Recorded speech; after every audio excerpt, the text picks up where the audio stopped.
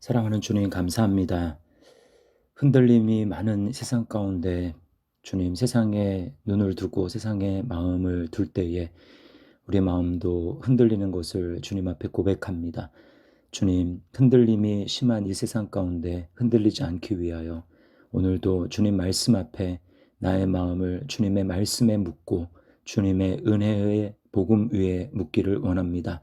주님 사로잡아 주시고 주님 은혜를 베풀어 주시옵소서. 오늘도 주님만을 전심으로 의지하며 주님만을 전심으로 사랑하고 결단하며 나아가는 복된 한 날, 복된 새로운 날 되게 하여 주시옵소서. 예수님의 이름으로 기도드리옵나이다. 아멘. 우리 시간 찬송가 368장 함께 찬송하겠습니다.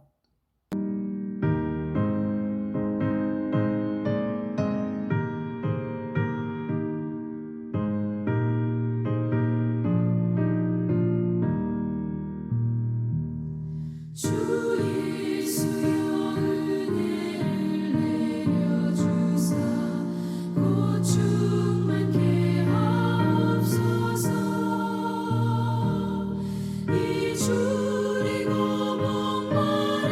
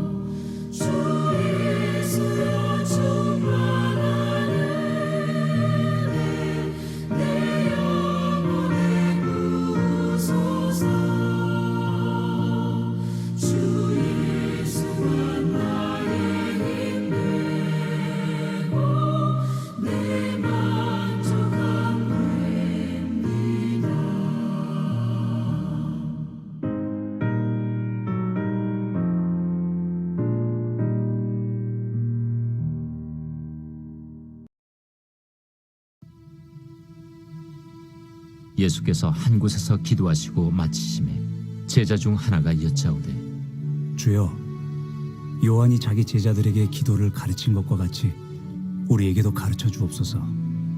너희는 기도할 때 이렇게 하라. 아버지여, 이름이 거룩히 여김을 받으시오며 나라가 임하시오며 우리에게 날마다 일용할 양식을 주시옵고 우리가 우리에게 죄 지은 모든 사람을 용서하오니 우리 죄도 사하여 주시옵고 우리를 시험에 들게 하지 마시옵소서 하라. 너희 중에 누가 벗이 있는데 밤중에 그에게 가서 말하기를 벗이여 떡 3덩이를 내게 구워달라. 내 벗이 여행 중에 내게 왔으나 내가 먹일 것이 없노라 하면 그가 안에서 대답하여 이르되 나를 괴롭게 하지 말라. 문이 이미 닫혔고 아이들이 나와 함께 침실에 누웠으니 일어나 내게 줄 수가 없노라 하겠느냐. 내가 너희에게 말하노니 비록 벗됨으로 인하여서는 일어나서 주지 아니할지라도 그 간청함을 인하여 일어나 그 요구대로 주리라. 내가 또 너희에게 이르노니 구하라. 그러면 너희에게 주실 것이요. 찾으라. 그러면 찾아낼 것이요. 문을 두드리라. 그러면 너희에게 열릴 것이니 구하는 이마다 받을 것이요. 찾는 이는 찾아낼 것이요. 두드리는 이에게는 열릴 것이니라. 너희 중에 아버지 된 자로서 누가 아들이 생선을 달라 하는데 생선 대신에 뱀을 주며 알을 달라 하는데 전갈을 주겠느냐. 너희가 악할지라도 좋은 것을 자식에게 줄 줄 알거든 하물며 너희 하늘 아버지께서 구하는 자에게 성령을 주시지 않겠느냐. 오늘은 응답받는 기도에 대해서 말씀을 묵상하고자 합니다. 두 부분으로 크게 나누어질 수 있습니다.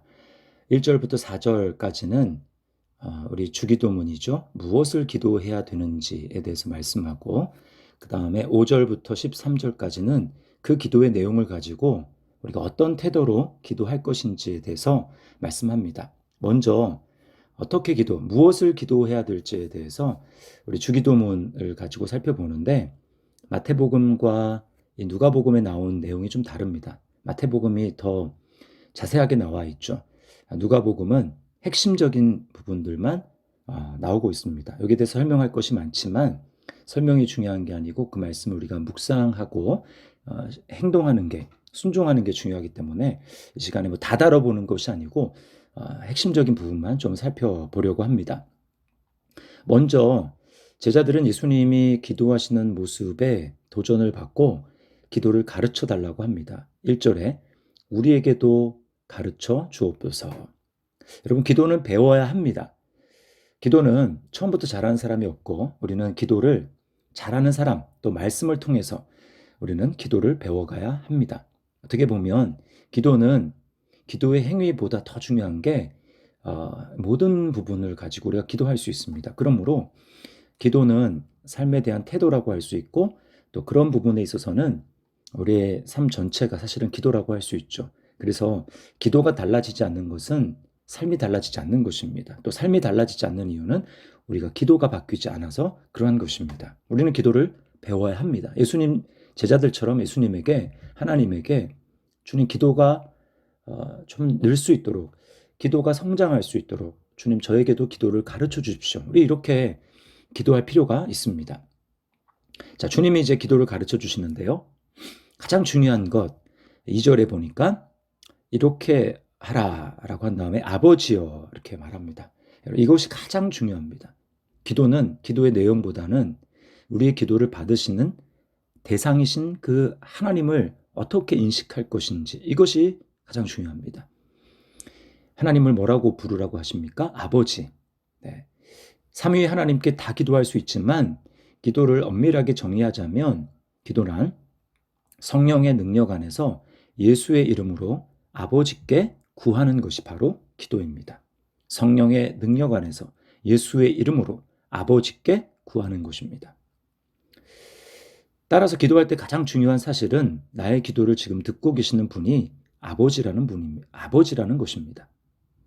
나를 위해 가장 사랑하는 대상인 독생자, 그 아들을 희생시키면까지 나와 교제하고 싶어 하시는 분이 바로 우리 아버지입니다. 따라서 세상의 아버지에 대한 이미지를 하나님 아버지에게 투영하면 안 됩니다. 반대로 그리스도 안에서 보여주신 하나님 아버지의 사랑을 기억하며 우리는 세상의 아버지를 바라보아야 할 것입니다. 이 좋으신 아버지를 기억하며 하나님께 나아가라는 것이죠. 그 아버지는 어떤 아버지입니까? 전능하신 창조주 하나님이십니다. 할 수 없는 것이 없으십니다. 이 대상을 분명하게 기억해야 합니다. 아버지, 좋으신 분, 전능하신 분. 그 아버지께 우리가 무엇을 기도합니까? 여러 가지가 있지만 가장 중요한 것 딱 한 가지 꼽으라면 2절 끝에 나라가 임하시오며, 주기도문의 핵심은 바로 이겁니다. 나라가 임하시오며. 내 삶의 영역에 하나님의 말씀의 통치가 온전히 실현되기를 구하는 것입니다. 나의 생각에, 나의 행동에, 내가 맺는 관계, 자녀들의 삶에, 교회에, 지역사회에, 대한민국의 열방에 모든 것들이 자기중심적으로 죄로 어그러지고 틀어지고 왜곡된 것들이 하나님의 나라가 임할 때 모든 것들이 바로잡혀집니다. 하나님의 공의가 실현되는 것입니다. 이것을 위해서 기도하라는 것입니다. 이게 가장 중요합니다. 이것은 나머지 우리의 기도의 방향성과 우리 삶의 방향성을 잡아주는 가장 중요한 중심추 역할을 하는 것입니다. 하나님이 기준이라는 것입니다. 예수 이름으로 우리가 정말 가장 힘써서 간구해야 될 것이 바로 이것입니다. 우리는 이렇게 생각하는 경향이 있습니다. 내가 이렇게 기도하면 하나님은 정작 내가 필요로 하는 현실적인 기도 제목은 안 들어주시지 않을까. 그것은 마귀가 주는 생각입니다. 하나님은 나의 필요에는 관심이 없을 것이다 라고 생각하게 만드는 것이 바로 마귀입니다. 그것은 세상에 완전하지 못한 아버지, 부모에 대한 경험으로부터 하나님을 바라보는 것입니다. 여러 관계에서 상처받은 것들의 투영인 것입니다. 우리는 하나님을 그렇게 보아서는 안 됩니다. 하나님이 좋은 아버지라고 하는 것을 보여주는 예시가 11절부터 13절에 나오죠. 어떻게 말합니까? 악한 자라도 악할지라도 좋은 것을 자식에게 줄 알거든. 하물며 너희 하늘 아버지께서 이렇게 말씀합니다. 사람들로부터 비난을 듣는 우리 매스컴에 보도되는 그런 사람들 있지 않습니까?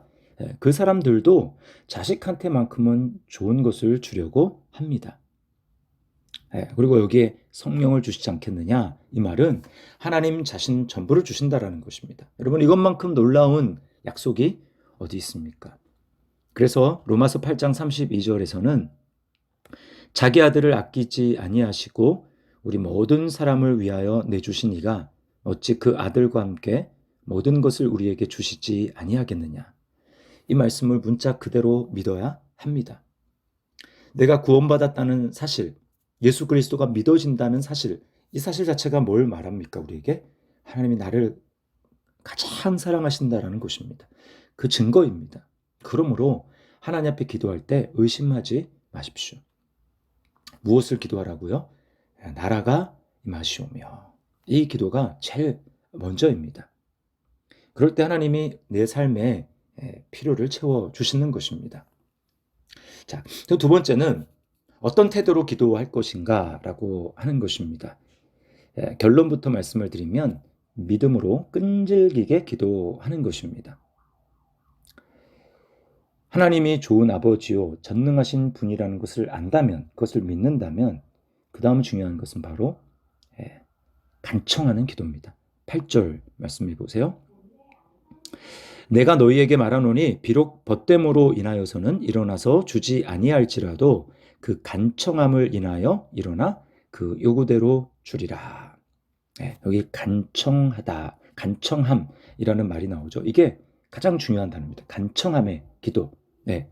이 간청하는 기도가 어떤 것인가? 두 가지로 생각해 볼 수 있는데요. 첫 번째는 간청하는 기도의 태도는 지속성입니다. 한 번 하고 안 되면 그만두는 것이 아닙니다.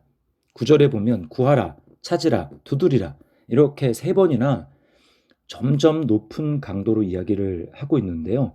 이 동사가 현재 시제를 사용하고 있습니다. 그 말은 지속 반복하는 것입니다. 계속 구하고요. 계속 찾고 계속 두드리는 것을 말하는 것입니다. 간청하는 기도는 바로 이겁니다. 계속 반복하는 것입니다. 지속하는 것입니다. 예, 결코 낙심하거나 포기하지 않는 것을 말하는 것입니다. 예, 하나님이 정말 응답하실 것이라는, 하나님이 정말 능력 있는 분이라는 것을 믿는다면 포기하지 말아야 되겠죠. 그럼 두 번째는, 간청하는 기도의 두 번째는, 태도는 뻔뻔함입니다. 이게 정말 하나님이 기뻐하시는 태도입니다. 하나님을 정말 기쁘시게 하는 태도는 뻔뻔함입니다. 왜 그렇습니까? 이 뻔뻔함이라는 것은 자녀의 태도이기 때문입니다. 부모를 믿기 때문에 나오는 태도가 바로 뻔뻔함입니다. 관계를 믿기 때문에 나오는 태도가 뻔뻔함입니다. 아버지가 해줄 것을 믿는 것이죠. 아버지가 해줄 능력이 있다는 것을 믿는 것입니다. 우리 아버지라는 것을 믿기 때문에 뭐 쭈뼛쭈뼛하거나 주저하거나 앞뒤 재지 않고 당당하게 요구하는 것이죠. 뻔뻔하게. 이게 바로 간청입니다. 현대 그리스도인들은 이 간청을 잊어버린 것 같습니다. 너무 예의를 갖추고 너무 점잖을 빼는 것 같습니다. 기도에 대해서 이런저런 이론과 설교들을 너무 많이 들었는데, 그러다 보니까 이리 생각하고 저리 생각하고 이리 재고 저리 재고 하는 것이죠. 막상 하나님 앞에 가지고 있어야 될 이 간청함, 이게 없는 것입니다. 과거에 부흥했던 한국의 여러분 그 시절을 돌아보십시오. 7, 80년대 성도들은 저 어렸을 때 기억도 있습니다. 뻔뻔했습니다. 부르짖었습니다. 다른 사람이 나를 어떻게 생각할까? 거기에 상관하지 않았습니다. 왜 그렇습니까? 지금 내가 사는 게 중요했기 때문에 그렇죠. 정말 하나님 외에는 답이 없다는 것을 우리가 정말 알고 그렇게 생각한다면 뻔뻔해질 수밖에 없습니다. 그분에게 내 삶이 달려있기 때문에 우리는 그분께 매달려야 되는 것이죠. 간혹 어떤 경우에는 부르짖어 기도하는 사람을 보며 하나님이 귀가 먹었나? 왜 저렇게 기도하는가? 조근조근해도 기도 들으시는데, 이렇게 말씀하는 분이 있습니다. 굉장히 이론적으로는 맞는 것 같고 합리적인 것 같습니다. 그러나 여러분, 그 사람은 아직 답답하지 않은 것입니다. 아직 간절하지 않은 것입니다. 사무치지 않는 것입니다. 공간복음 성경을 읽어보십시오. 기적을 경험했던 사람들, 예수님을 만났던 사람들은 한결같이 공통점이 있는데 그들은 뻔뻔했다라는 것입니다. 간청했다라는 것입니다. 부르짖었다는 거예요. 그렇게 할 때 그들은 기적을 경험하게 되고 가던 예수님의 발걸음을 멈추게 만들었고 주님의 관심을 끌었습니다. 예레미야 33장 3절 말씀을 우리가 이 새벽에 다시 한번 기억했으면 좋겠습니다. 너는 내게 부르짖으라. 내가 내게 응답하겠고 네가 알지 못하는 크고 은밀한 일을 내게 보이리라. 부르짖다. 목청껏 부르짖고 목청껏 부르짖는 그 마음 속에 마음으로부터 간절함으로 하나님 앞에 정말 간구하는 것입니다. 못 믿기 때문에 부르짖는 것이 아닙니다. 약속을 믿기 때문에 부르짖는 것입니다. 주님의 음성을 들을 때까지, 주님으로부터 응답을 받기까지 여러분 기도하십시다. 그럴 때 하나님의 놀라운 은혜를 경험하게 될 것입니다. 오늘 무엇을 기도할 것입니까? 나라가 임하시오며 내 안에 하나님의 말씀이 다스려 주시고 주님의 성령이 충만해서 지배를 받는 그런 삶. 여러분, 그런 삶을 위해서 하나님이 무엇을 아끼시겠습니까? 다 주시는 거예요. 그리고 그렇게 하기 위해서 우리가 어떻게 기도해야 됩니까? 끈질기게, 포기하지 말고 뻔뻔하게 간청해서 하나님 앞에 한 번 기도하고 그칠 것이 아니라 계속해서 지속적으로 간구하며 나가는 것입니다. 그리고 삶 가운데 하나님의 놀라운 응답과 기적을 경험하게 될 것입니다. 기도야말로 우리가 아는 하나님을 실제로 경험하는 것이고 체험하는 것입니다. 오늘 하루 이 하나님을 체험하고 경험함으로 우리의 믿음에 진보가 있고 간증이 있는 그런 삶이 될 수 있기를, 우리 삶에 그러한 삶이 일어나기를 예수님의 이름으로 축복합니다. 하나님 아버지 감사합니다. 기도를 배우기를 원합니다. 주님, 평생토록 성령님 우리 안에 기도를 가르쳐 주시옵소서. 우리에게 성령님을 보내주신 것은 우리로 기도하게 하기 위함인 줄 믿습니다. 성령님은 기도의 영이신 줄 믿습니다. 우리가 기도에 낙심하고 있을 때, 기도의 힘을 잃어버렸을 때, 그때도 우리 안에 탄식으로 우리를 위하여 간구하시는 분이 바로 성령님이신 줄 믿습니다. 주님, 하나님이 나를 사랑하지 않는다고 생각하고 또 기도에 응답되지 않는다고, 내가 원하는 대로 되지 않았다고 주님, 기도를 쉬고 기도의 흥미를 잃어버리진 않았습니까? 주님, 다시 한번 좋으신 하나님, 나를 위해서 아들까지 희생시키신 주님의 그 놀라운 사랑과 그리고 주님의 능력을 신뢰하며 포기하지 않고 간청하며 기도할 수 있도록 주님 인도하여 주시옵소서.